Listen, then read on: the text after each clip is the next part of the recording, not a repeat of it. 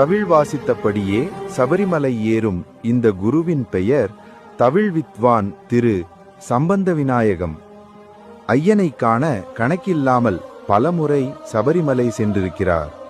ஒவ்வொரு மாத பூஜைக்கும் பல ஐயப்ப பக்தர்களை சபரிமலைக்கு அழைத்து வருவதே தனது இறைப்பணியாக செய்து வருகிறார். தனது இளமை காலங்களிலிருந்தே சபரிமலை புனித பயணத்தை ஆரம்பித்த இவர் 60 வருடங்கள் மேலாக சபரிமலை சென்றிருக்கிறார்.